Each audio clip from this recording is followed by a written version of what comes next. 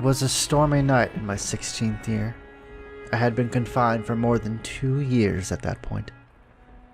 Heavy rain pounded against the windows like thousands of little spears.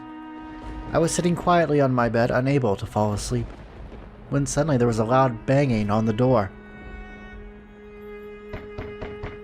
Michael, are you... Michel, are you awake? If you aren't, then hurry up and get awake. We've got big trouble. Lower your damn voice. But... When I first heard my brother's voices after so long, I thought I was hallucinating. In 2 years, they have never once come for me. No matter how hard I pounded on the door, no matter how many times I called for them. And after all that time, I didn't expect that to ever change. I had given up, assumed they had long since cast me aside. Unable to bring myself to say anything, I simply stared at the door. When there was another bam, bam, the sound was half consumed by a crack of thunder, giving it an indescribably eerie quality. Please say something, Michael. Michel, god damn it. Seriously, there's no time. You can hear us in there, can't you? You're there behind the door, aren't you? Come on, just one word, Michel. Is it really you, Didier? Georges? For a moment, they seemed to be at a loss for words, probably because they almost didn't recognize my voice. But it was only a heartbeat, and then Didier spoke. There is a carriage waiting outside. I'm going to unlock the door so you can leave in it. Why? Because Dad's talking crazy. He says the Bollinger family has no need for a demon child, that you're a mark of shame on our name, so he's going to have you executed. Georges? Father wants me dead. It felt like the floor had fallen out from underneath me. Executed? Demon child? Mark of shame? So he was saying I didn't even deserve to live anymore? It's planned for tomorrow morning. We've only just found out ourselves, which is why you've prepared a way for me to escape. But why? Why do you even need to ask? Because we're family. Something terrible has gotten into Father. I clenched my teeth, fighting back a bitter, angry sigh, but I couldn't keep all those emotions bottled up for long. A maelstrom of feelings I thought I had lost in my 2 years of imprisonment swirled up inside of me, spilling from my lips. Why? Why are you doing this now? If you really felt that way, why didn't you come sooner? 2 years I spent locked in this room. Do you have any idea how I felt in that time? Any idea how hard I had to fight to endure? How many times I cried for your help? How hard I pounded on the door, begging to be set free? But never once did you come. Not even once. Michel, I scare you, don't I? You think I've gone insane, that I've lost my mind, that I sold my soul to the devil, don't you? No, Michel, we don't. Then why? Why didn't you come for me and set me free? Michael, no. We don't think you've lost your mind at all. So you didn't want to see me then? You didn't want to face what I'd become? Tell me I'm wrong, Didier, Georges. You left me here, abandoned me for 2 whole years, locked me away so you didn't have to see me. I'm sorry, I'm just, really busy with my art. I've been getting a ton of commissions down at the court. And Didier's a knight now, so he's up to his neck in expeditions. I'm really sorry. As am I. I cannot say that you are wrong. After what happened, I wasn't sure how I was supposed to act around you. I'm still not sure, even now. I knew I had to find time to collect myself, but I kept putting it off, vainly hoping that time would take care of it all, but it never does. And for that, I owe you an apology. But you need to understand, I do not agree with Father's decision. I do not want to lose you. I don't think you're a demon child.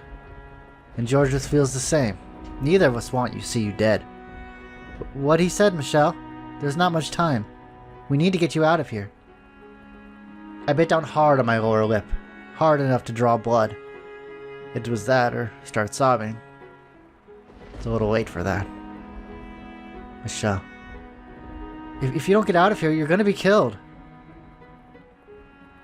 If I'm not an angel sent from heaven, or a demon child, then what am I?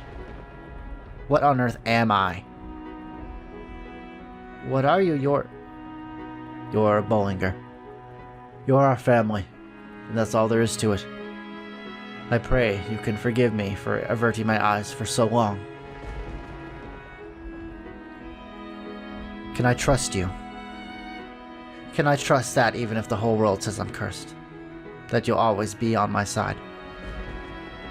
That you'll always be my brothers? Can I put my trust in you once more, Didier, Georges?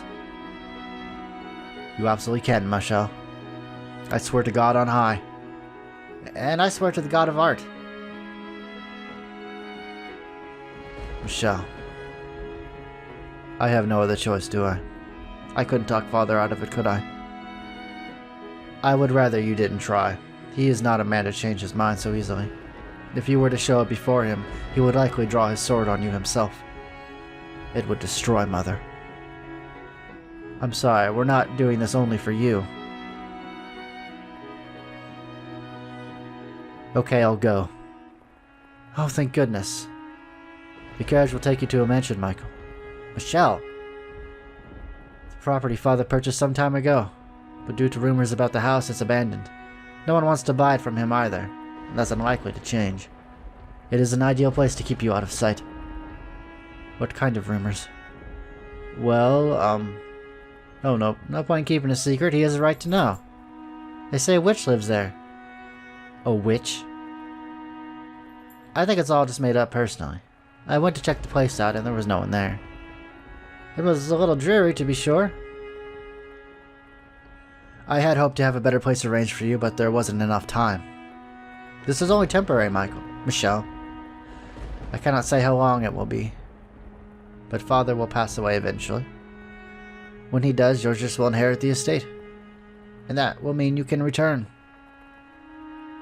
So I ask that you hold out until that time. If I don't leave, I'm going to get executed. So send me anywhere. I won't complain. I'm glad to hear you say that. I will talk to Father and ensure he does not suspect anything. We will make this work, don't you worry. Long and short of it is, Dad simply wants you erased from the family. Georges! Sorry. I wasn't trying to be mean. But anywho, once I take over, we're in the clear. You'll be acknowledged as a Bollinger. I see. Okay then. Can I open the door now? Just a minute. Huh, you're still not ready? I don't have any clothing. Ah, right, you wouldn't, huh? How tall are you now, Michel? Around the same height as you, I think. You're taller than me? Damn! Alright, I'll bring you some of my clothes. Thank you. Wow, I don't think I've ever heard you say thank you without putting up a fight, Michel. That's not true, I don't think. I'll be back soon. Get what you need together. Alright.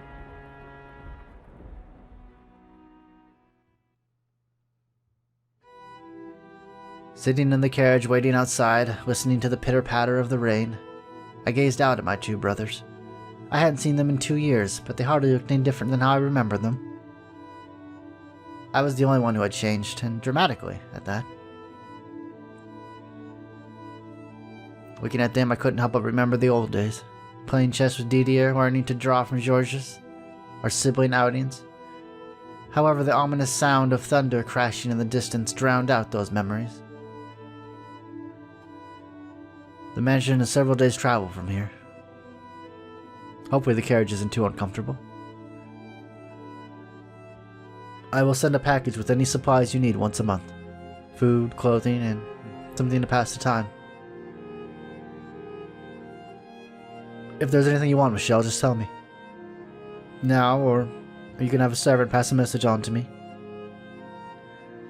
I can't think of... Well, actually, wait. I can't think of one thing. I would like a chess set. Alright, I'll have one made. I would rather have yours, dear. Would that be possible? Are you sure you want that beaten old thing? Yes, I want that one. Alright then, I'll include it in the first delivery. I'll send you something too, Michael. Michel, anything you want, just tell me. In that case, I would like some art tools.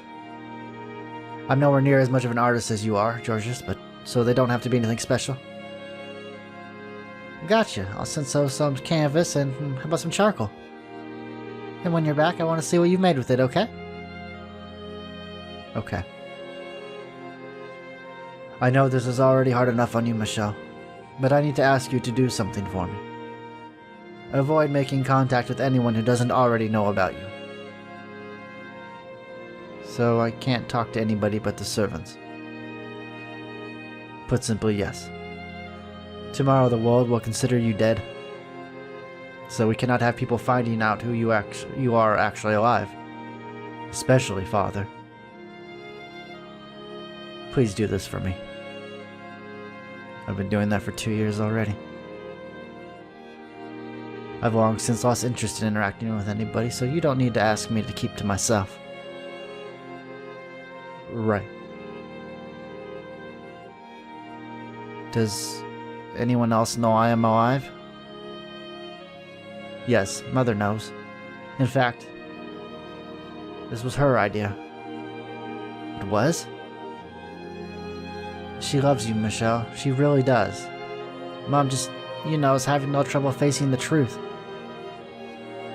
So even though she's not here to see you off, I guarantee you that she does not want to see you dead. She wants to have you in her life again. I expect Mother will be writing you, so please take the time to write her back. She is a troubled woman, but her love for you is true and unwavering. Will you do that? Just a go, hey, got your letter, doing great. Will suffice. Alright. Just so you know, it kills me indeed that we can't stand up to Dad. But as long as he lives, his word is God in this house. I understand that, yes. Well, you never know. It could be going quicker than you expect. A week from now, and bam, he's dead and as de-social life. Is there not an ounce of respect in your body? Now, give me a break. I'm upset. He's gone way too far. And once he's dragged his ass off to the great beyond, anything goes. Surprise! Michel was alive. Yeah, I suppose. Until then, we'll take care of things here. Tomorrow's gonna be the performance of our lives. Crying like a couple of big babies and laughing our tails off inside. You'll forgive me if I have trouble trusting that loose tongue of yours. Psh, I'm not stupid. I know this is important. Not even Amy will suspect a thing. Amy. Yeah, not even she can know. It's gonna crush her, I'm sure, but the less people who know, the better. When Georgia said her name, my whole body went shamefully cold. It had been 1.5 years since the hell she put me through, but every last detail of it remained carved into my mind and body. There was no way she would be even slightly sad about my death. She might act it, of course, but she would almost certainly be elated by the news. It seems Georges had still yet to see what lay beneath that woman's mask. It's not going to be pretty once he does. I know you two were close. Huh? Are you worried about how this might affect her? What? She cared for you about 6 months, didn't she? When you wouldn't let the servants in? What? From what I hear, you got really close to dying then there. You wouldn't even eat unless she was there. Who the hell told you that? What? Is that not what happened? Did something happen between you two, Michel? Amy. Amy didn't do a damn... Never mind. I can't tell them. I can't put what I went through into words. It will only worsen my shame. Especially not in front of my brothers. Georges, how are things between you and Amy? You still letting what happened 2 years ago get to you? Well, I mean, at the time, things were a total disaster. I'm all excited about getting myself a pretty little wife only to find out she's rocking the boat with someone else. I cried for weeks. Yeah, I'm sorry. Deep down, though, she ain't actually a bad girl. She's young and kids make mistakes. After it all came out, she turned over a new leaf. She started doting on me something serious, and well, it's hard not to let one little mistake like that go when she's trying so hard to make up with me. The agency doesn't work for D, though. For about a year, things were really rough between us. I didn't even want to look at him. And, you know, understandably. You know, but at the end of the day, we were family. We can get past anything. Besides, because you let the cat out of the bag, that gave me something to hold over D. All things considered, I'm not complaining. So, you would say you're happy then, Georges? Sure would, yep. Believe it or not, I'm kinda head over heels for her. Hard not to like a girl like Amy. Oh, I see. Do you really feel that bad about 2 years ago? So she's still keeping up the good girl facade around Georges and Didier. No one else knows. She's actually a sadistic, cackling demon. There's nothing less trustworthy in the world than a woman who's always smiling. But if Georges thinks he's happy, I can't take that away from him. Michel? Oh, right, yes. I do feel guilty about the way I lost control of my emotions and took it out on you guys. It happens to everyone. In fact, you could stand to do a little more shouting and fussing. Then you could. Because I have underdeveloped social skills. You heard that? You've got one hell of a nasty streak, auntie. I'm glad to hear you're still on good terms. It wasn't my intention to pit the two of you against each other. We know. The blame falls on my shoulders. I want you to know something, Michel. Though your transformation was too much for Mother and Father to accept, with enough time, everything will go back to the way it was before, just like it did for myself and Georges. None of this is your fault. It was all unfortunate timing. God's a little bit of a jerk, too. Try not to forget that I am a knight, Georges. In time. In time. Speaking of which, we don't have much left. I'm going to tell the coachman to set off, okay? Didier? Yes. Tell me the truth. Will the three of us ever meet again? Why would you ever ask that? Of course we will. Not a chance on mine this will be our last family get-together. One last question, then. Yes? Am I your brother? Well, I mean, look at you. Don't look like much of a sister to me. So yeah, I'd say you are. I see. So long, then. I'll be off. Farewell. And may good health bless you until we meet again. Until then, Michel. Farewell. Before seeing me off for good, they both give me strong, firm hugs. Didier first and then Georges. The warmth I felt in their arms, in my family's arms, slowly spread through my chilled body, which made it that much more difficult to part ways. The wheels of the carriage rattled against the wet stone-paved road. I stuck my head out the window, watching as they shrunk into the distance. Standing there in the rain until they were completely out of view. A tightness filled my breast. Every glimmer of hope I had for my new life was matched by an equal degree of darkness and uncertainty. Would I ever make it back home? And if I did, would people still call me a demon child? Having to write mother was another uncomfortable weight on my soul. The thought of having to play a girl for her made me sick. Georges had acted like it would be nothing, but it wasn't that easy. It was more than mere pretend. Didier had said that with time things would change, but how could he be certain that those changes would be for the better? The wooden wheels turned, carrying me away to that cursed mansion.